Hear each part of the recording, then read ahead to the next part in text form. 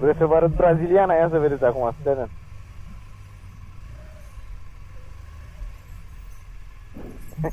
Braziliana.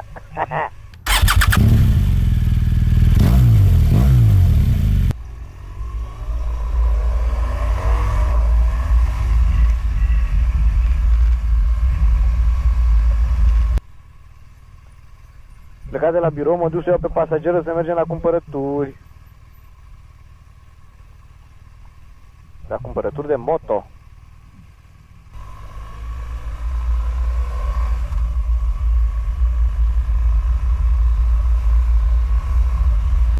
Mamă, tot timpul uită tâmpul ăsta de aici.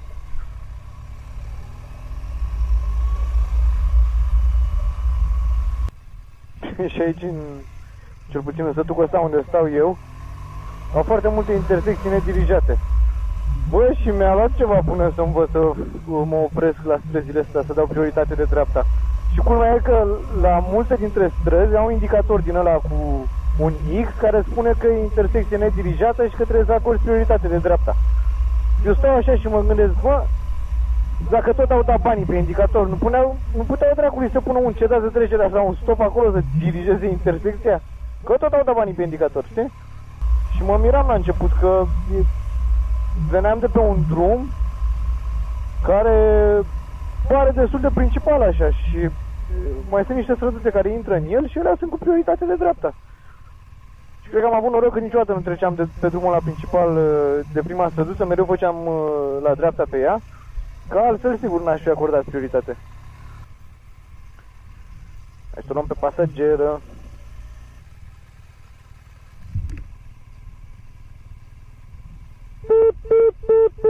Am senzor de parcare. Gata, am adus de acasă pe pasagera produitoare. Și e produitoare că îmi folosește geaca pentru că ea nu are echipament și mergem să ne uităm de echipamente moto pentru ea. Să vedem ce găsim.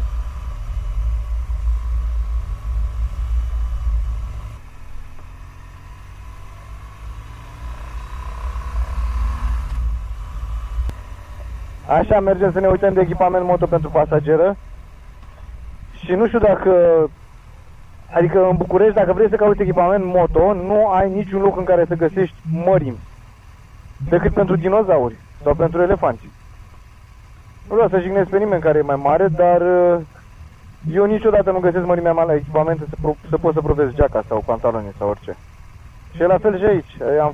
Vreau să schimb și eu echipamentul de touring și am fost în toate magazinele pe care le-am găsit în Nuremberg. Nicăieri nu găsesc mărimea mea. Adică dacă nu ești de la L în sus, nu o pe stoc, frate. Și dă și caută. Adică ideea e că până la urmă tot cred că ți le-ai comandat de undeva, de pe FC Moto sau de pe un alt site unde le găsești mai ieftin decât în magazin. Bă, dar trebuie să le găsești, să le probezi. Și nu prea sunt. N-au stoc. Așa că hai să vedem ce găsim pentru fata asta.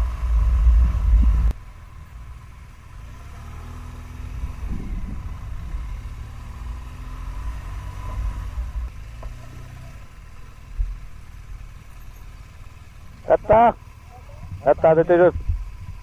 Până aici ai plătit.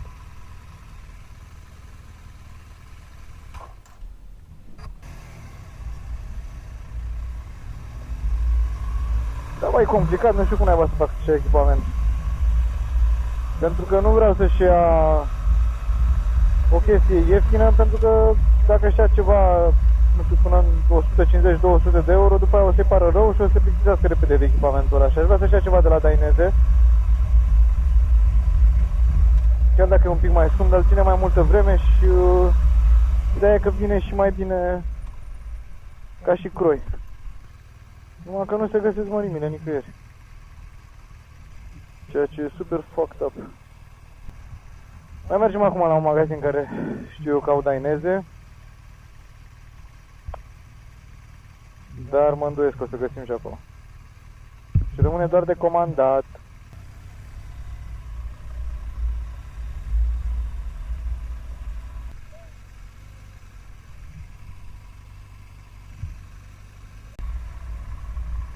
Al doilea magazin, nimic.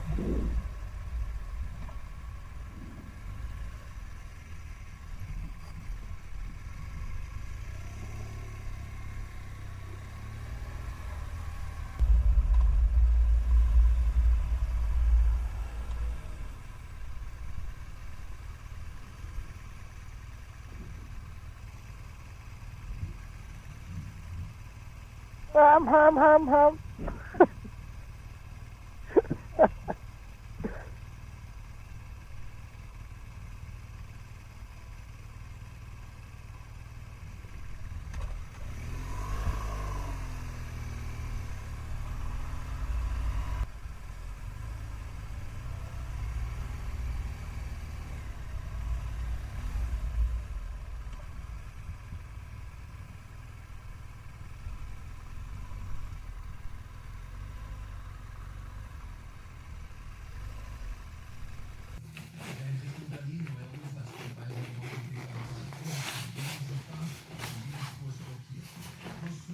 Se strânge acolo.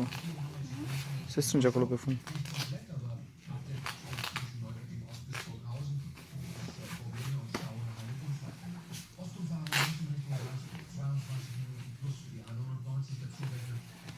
Geaca de la Revit, pantalonii Revit și și-a luat și cizme de la Dainese. Mi-are și cizmele? Gata, nu mai ești prăduitoare, nu? Nu, sigur? Bine, bravo, gata, am scăpat de tine. Gata, mulțumim că ați avut răbdare și ați venit cu noi la cumpărături. Da, cum ziceam, mulțumim că ați avut răbdare și ați venit cu noi la cumpărături. Îmi place tricoul pasagerei.